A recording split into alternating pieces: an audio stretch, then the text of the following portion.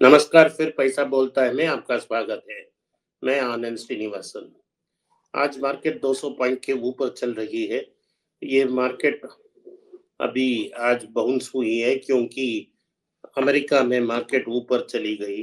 Market Friday US में एक नया रिकॉर्ड हाई क्रिएट किया है S&P 500 में।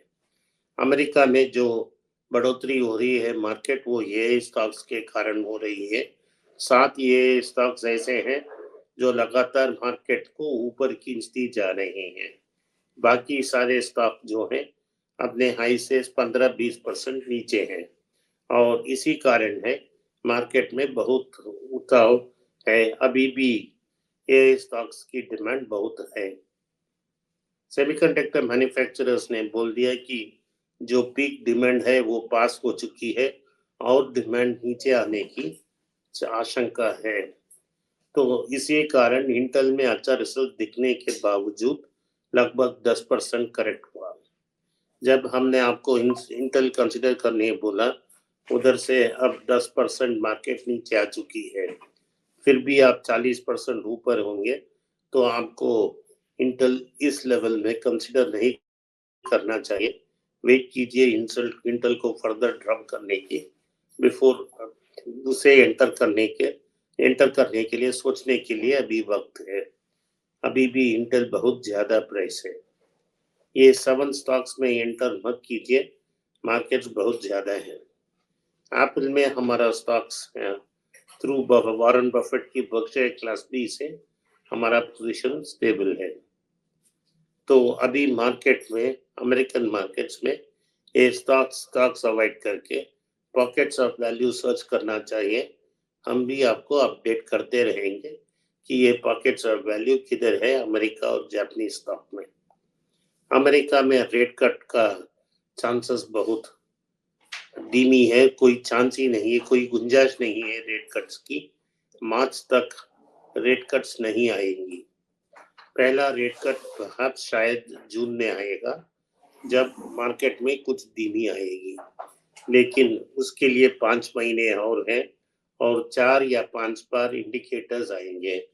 उस इंडिकेटर्स के हिसाब से ही हम जज कर पाएंगे कि क्या मार्केट में इंटरेस्ट रेट की कमी होगी कि नहीं।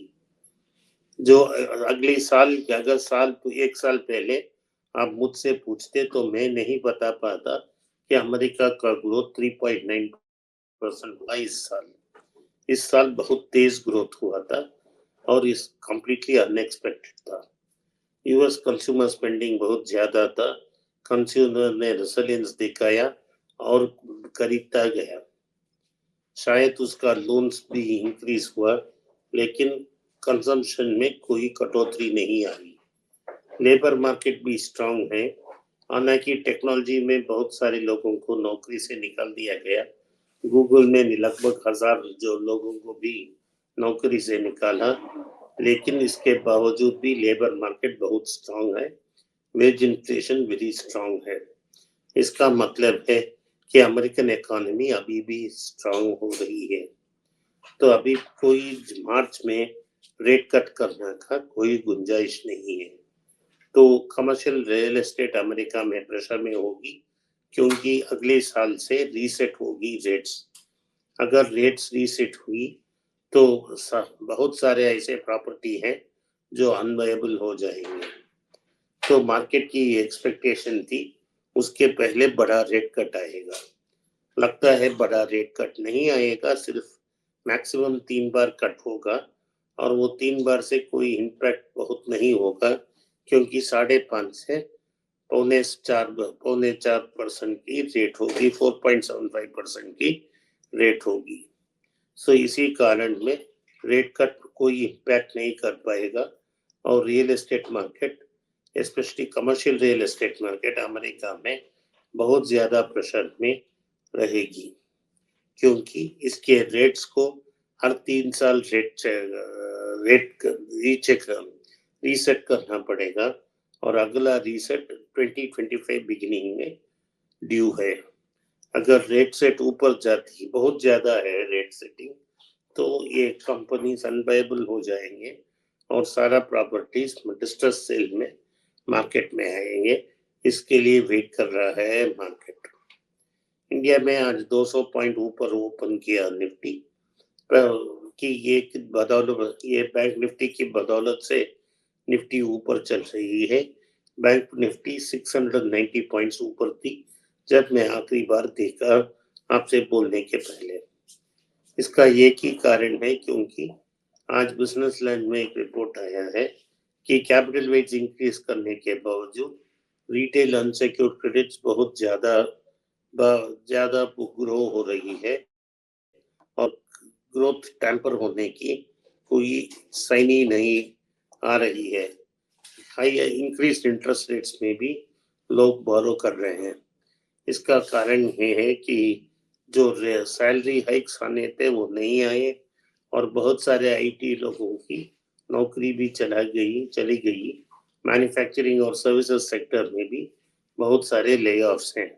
तो लोग खर्चा मैनेज करने के लिए पर्सनल लोन्स ले रहे हैं। अभी जो प्रॉब्लम्स आएगा बाद में देखा जाएगा, यही एटीट्यूड रही है। तो यही कारण है कि अभी भी बैंक निफ्टी ऊपर है। पब्लिक सेक्टर बैंक्स की प्राइसेस में रैली है, आप इसको मत कंसिडर कीजिए क्योंकि जब आप बड़े कॉर्पोरेट फेलियर्स देखते हो सो बहुत कम जगह में आईसीआईसीआई और एचडीएफसी का नाम आप देखा होगा। मैक्सिमम जो लोन डिफॉल्ट होती है वो लोन्स पब्लिक सेक्टर बैंक की डिफॉल्ट है। आज भी वही स्थिति है। तो अगली बार जब बिग वेव ऑफ एनपीएस आएगी तो बैंक जो पब्लिक सेक्टर बैंक्स हैं उन पे ही प्रेशर आएगी। आज दो बड़े कंपनियों की रिजल्ट आ रही है, एक आईटीसी जो उसको हमने कॉन्स्टेंटली कंसिडर करने के लिए बोला था। इसमें एनालिस्ट एस्टिमेट्स का है कि लगभग 5 से 8% सेल इंक्रीज होगी और 5% तक नेट प्रॉफिट ऊपर आएगी। तो ये होगा कि सिगरेट डिमांड बहुत ज्यादा ऊपर नहीं जाएगा क्योंकि पिछले साल यही क्वार्टर में बजट के कारण ट्रेड में बहुत सारे स्टॉक डंप किए गए। इस बार बजट नहीं है, सिर्फ वोट ऑन अकाउंट है और इसी कारण बहुत बड़ा सेल उधर नहीं होगा। तो इसका सिगरेट वॉल्यूम्स ऑफ सेल बहुत म्यूटेड होगा। एफएमसीजी में जैसे एचयूएल और नेस्ले में हो रहा है, वॉल्यूम ग्रोथ सिंगल डिजिट में होगा, रेवेन्यू ग्रोथ ज्यादा होगा क्योंकि वॉल्यूम में बहुत सारे ग्रोथ नहीं है, सिर्फ प्राइस रेस के कारण ग्रोथ है। तो ओवरऑल मार्केट की एक्सपेक्टेशन है लगभग 2.5 से 5% उनकी प्रॉफिट बढ़ सकती है। इन आईटीसी के बारे में कुछ लोग बोल रहे हैं कि इंटरिम डिविडेंड डिक्लेयर किया जाएगा और वो बहुत ज्यादा होगा। मेरा मतलब से 8 से 10 रुपया की इंटरिम डिविडेंड देगी कंपनी और results in line with expectations ही होगी क्योंकि एचयूएल और नेस्ले की रिजल्ट्स इतना बढ़िया नहीं थे। तो अगर प्राइस में कटौती हुई तो आपको टिफिन कॉफी रेंज में इसको कंसिडर करना पड़ेगा ताकि आपको इससे लाभ उठा सकते हैं। अगली जो न्यूज आई में सिप्ला में बड़ा न्यूज आया है कि सानिया हमीद जो वैकी हमीद की बेटी है उन्होंने वाइस चेयरमैन पोस्ट से इस्तीफा दे दी है और सिर्फ वो नॉन एग्जीक्यूटिव डायरेक्टर होंगी। पावर इक्वेशमेंट में ये हो रहा है कि हमीद की सिस्टर्स की जो बच्चे हैं वो मैनेजमेंट सीरियसली लेना चाहते हैं। हमीद के जो बेटे और बेटी थी वो सिप्ला को आउटराइट सेल करने के लिए तैयार थे लेकिन अगर प्रोमोटर्स चिल्ड्रन में तैयार नहीं थे तो वो मार्केट में आएंगे और वो सिप्ला को चलाने की कोशिश करेंगे। अभी इस मैंने सोचा कि सिप्ला का प्राइस जो ऊपर गया था वो टेक ओवर रूमर्स के लिए गया था। जब टेक ओवर्स का बात खत्म हो जाएगा तो वो नीचे आ जाएगा लेकिन वो नीचे नहीं आ गया और उधर से मार्केट ऊपर चला गया और भी ऊपर चला गया क्योंकि जो क्वार्टर रिजल्ट्स थी सिप्ला की वो बहुत अच्छी थी और इसके कारण प्राइसेस ऊपर गई है। अभी वो हीरा का सुई बन गया और हीरा का सुई से आंख चुभती है तो आपको लेना नहीं चाहिए। चाइना में बड़े डेवलपमेंट है। चाइना में डेवलपमेंट ये है कि उन्होंने एवरग्रांड को लिक्विडेट करने की आदेश दे दिए तो ट्रेडिंग स्टॉप हो चुकी है एवरग्रांड में और एवरग्रांड सबसे बड़ा प्रॉपर्टी कंपनी वो लिक्विडेशन में जाएगा। इसका नॉक ऑन इफेक्ट सारी प्रॉपर्टी कंपनी में होगा और कमोडिटी प्राइसेस नीचे आने की गुंजाइश रखती है। तो सारे कमोडिटी सीमेंट स्टील की प्राइस दाम नीचे आएंगे, ग्लोबली आएंगे क्योंकि चाइना सबसे बड़ा कंज्यूमर है। ये भारत के लिए फायदेमंद हो सकती है। तो कॉपर का प्राइस अब तक 10% नीचे आया है और नीचे आने की संभावना है। रशिया में न्यू सैंक्शंस लगा दिया अमेरिका ने। एक दुबई का ऑयल शिपिंग कंपनी है जो 110 शिप चलाती है, वो रशिया से ऑयल उठा के भारत और चाइना की पोर्ट्स में डिलीवर कर रही थी, उस पर बैन लगा दी। तो अगर उस कंपनी से डीलिंग हो रही है तो इंडियन जो कंपनीज उससे डील कर रहे हैं, उस शिपिंग कंपनी से डील कर रहे हैं, उन पे भी बैन लग जाएगा। पिछले 4 महीनों में मोर देन 50% तो 50% के ऊपर जो 110 शिप्स है वो भारत के पोर्ट में क्रूड ऑफलोड कर रहे थी। तो इसके कारण प्रेशर में यूएई से जो तेल आती थी भारत को, रशियन ऑयल, वो स्टॉप हो जाएगी क्योंकि रशिया के पास दिरहम और डॉलर से पैसा चाहिए, लेकिन इंडिया दिरहम अरेंज नहीं कर पा रही है और डॉलर नहीं देंगे क्योंकि अभी भी सैंक्शंस है। तो ओवरऑल रशिया के साथ हमारा ऑयल ट्रेड कम होगा क्योंकि रशियंस इंडियन रुपी लेने से इनकार कर रहे हैं। इसके कारण भारत में इनपुट कॉस्ट ऑफ क्रूड की ऊपर जा सकती है और कमोडिटी प्राइसेस क्रूड के कारण थोड़ा ऊपर जाएंगे।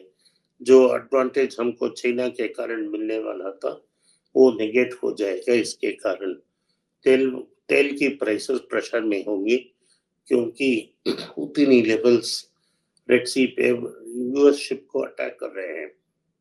आज यूएस ने अनाउंस किया है कि उनके 3 सोल्जर्स हैं वो शहीद हुए हैं ईरान के बॉम्बिंग के कारण और बदला लेने की बात की है।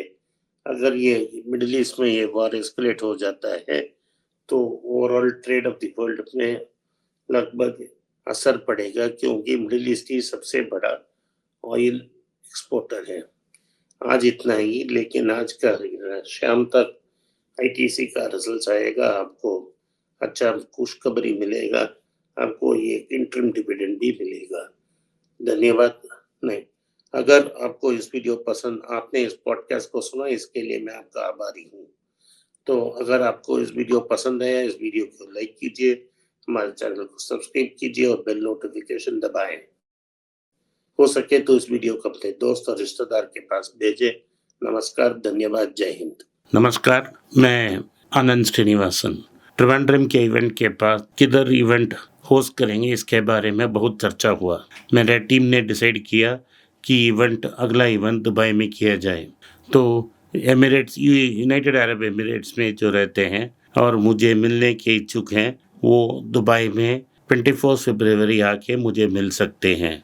तो अगला इवेंट मेरा दुबई सिटी में 24 फरवरी 3:30 से 5 बजे होगा। जो मुझे मिलने के लिए इच्छुक हैं वो इवेंट में आ सकते हैं।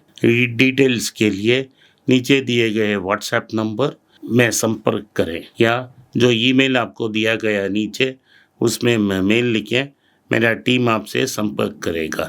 नमस्कार, धन्यवाद, जय हिंद।